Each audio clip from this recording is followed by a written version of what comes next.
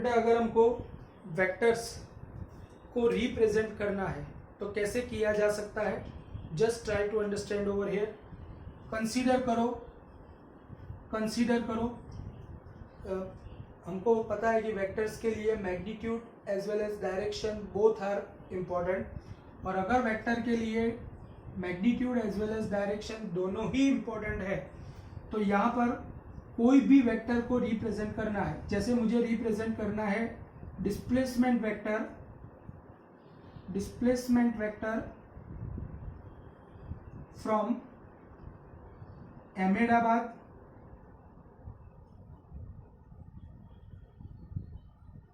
To Bharuch. हमको Ahmedabad to Bharuch का displacement vector plot करना है।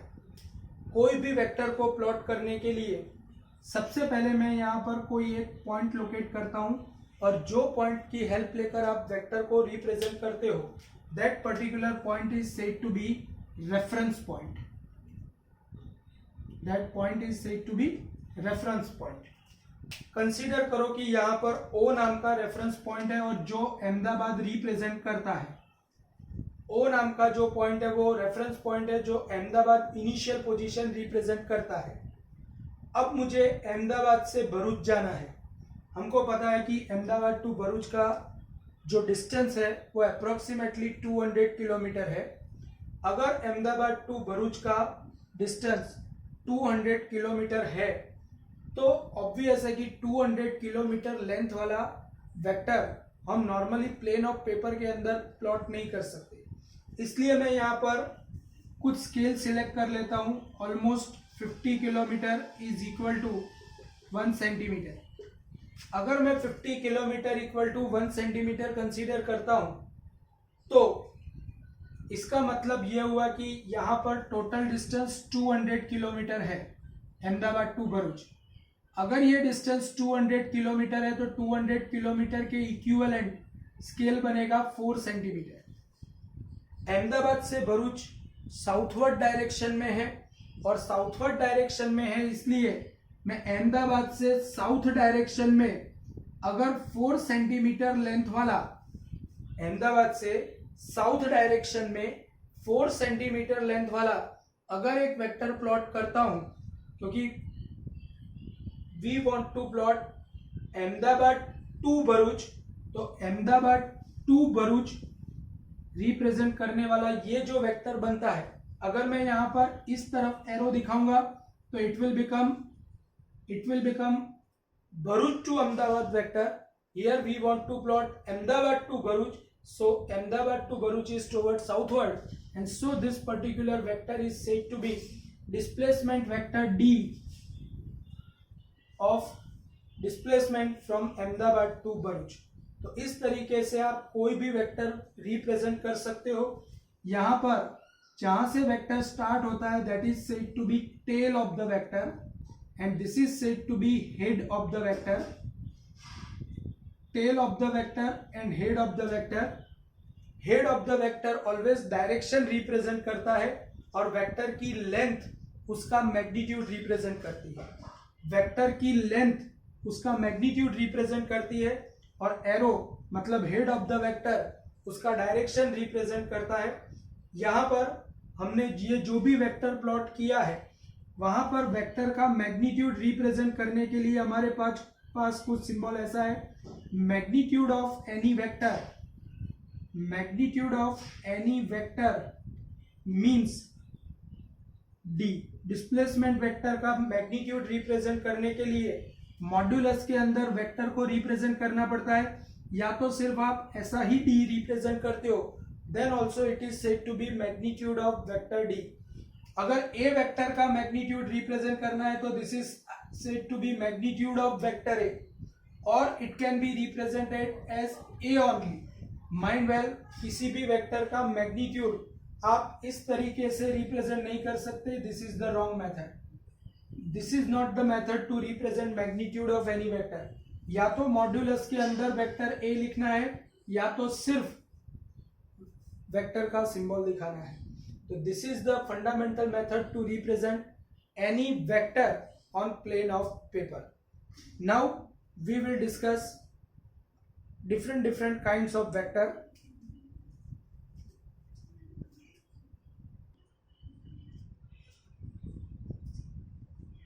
यहाँ पर मैं अलग अलग टाइप्स ऑफ वेक्टर डिस्कस करने जा रहा हूँ। अलग अलग टाइप्स ऑफ वेक्टर्स में सबसे पहले मैं डिस्कस करने जा रहा हूँ सिमिलर वेक्टर्स और इक्वल वेक्टर्स। सिमिलर वेक्टर्स और equal vectors. What is equal vector mean by? See, vector के लिए डायरेक्शन भी इंपॉर्टेंट होता है और मैग्नीट्यूड भी इंपॉर्टेंट होता है। कंसीडर करो कि यहाँ पर मेरे पास एक वेक्टर है, ये वेक्टर को मैंने नाम दिया vector A.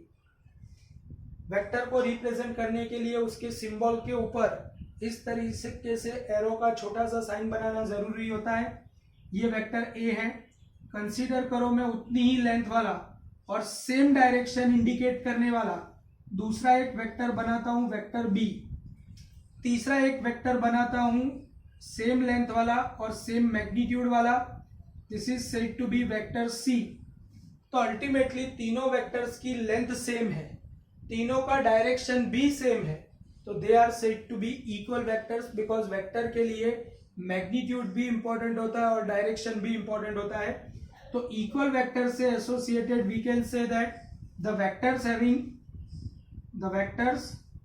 Having equal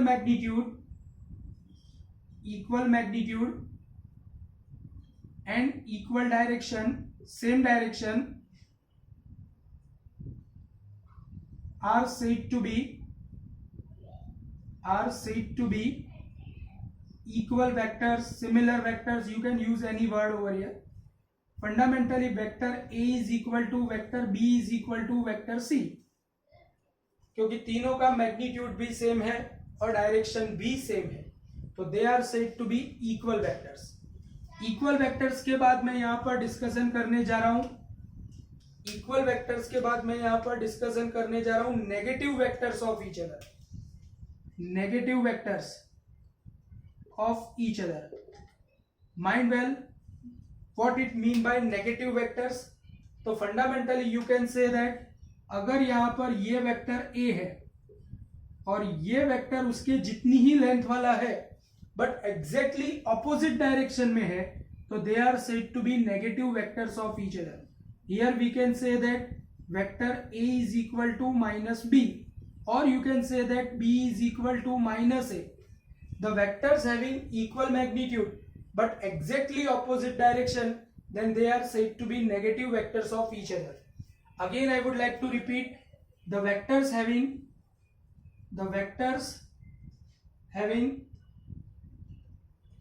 equal magnitude but exactly opposite direction is said to be negative vectors of each other। अगर वो नेगेटिव वेक्टर्स है तो इसका मतलब ये हुआ कि उनका मैग्नीट्यूड तो सेम ही होगा, सिर्फ उनका डायरेक्शन एग्जैक्टली ऑपोजिट है, इसलिए they are said to be negative vectors of each other. Equal vector का मतलब magnitude as well as direction both are same. In case of negative vectors magnitude is same but direction is exactly opposite. Apart from that, third type is we are discussing about parallel vectors.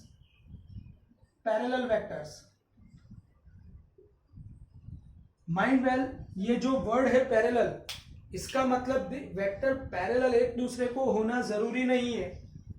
If vector are representing same direction, consider करो कि ये vector A है और ये vector B है, आप देख सकते हो कि दोनों की लेंथ अलग अलग है। अगर दोनों की लेंथ अलग अलग है तो इसका मतलब ये हुआ कि दोनों का मैग्नीट्यूड अलग अलग है, बट दोनों आप देख सकते हो कि एक ही डायरेक्शन टुवर्ड्स ईस्टवर्ड, दोनों एक ही डायरेक्शन, वेक्टर सी भी सेम डायरेक्शन रिप्रेजेंट कर रहा है, वेक्टर डी भी सेम डायरेक्शन रिप्रेजेंट कर रहा है, सारे वेक्टर्स यहाँ पर सेम डायरेक्शन रिप्रेजेंट कर रहे हैं, इसलिए they are said to be parallel vectors of each other. तो we can say that the vector which represent same direction, magnitude के बारे में डिस्कशन करना ही नहीं है, मैग्नीट्यूड अगर सेम है या नहीं है, in both condition they are said to be parallel vectors. It means that equal vectors are always parallel vectors, but parallel vectors are not said to necessarily कि they should be equal vectors. तो कहने का मतलब इतना ही है कि parallel vectors है तो उसको A पैरेलल टू B इस तरीके से रिप्रेजेंट किया जाता है. The vector which shows same direction और equal direction are said to be parallel vectors. Parallel vectors के बाद मैं यहां पर रिप्रेजेंट करने जा रहा हूं anti parallel vectors. Anti parallel vectors और एंटी पैरेलल वेक्टर्स क्या होता है? कंसीडर करो कि ये वेक्टर A है और कंसीडर करो कि ये वेक्टर B है. आप देख सकते हो कि दोनों vectors exactly opposite direction represent कर रहे हैं, और अगर दो vectors exactly opposite direction represent करते हैं तो these kind of vectors are said to be anti-parallel vectors to each other. Here A is anti-parallel to B ऐसे सिंबल से रिप्रेजेंट किया जाता है. तो these are the fundamental different types of vectors. यहाँ पर आप जीरो वेक्टर्स के अलावा यूनिट वेक्टर, पोजीशन वेक्टर, ये सब अलग अलग टाइप के वेक्टर्स होंगे जो हम यहाँ पर डिस्कशन में करने वाले हैं. So today rest will be discuss in the next class. So stay with us. Thank you very much.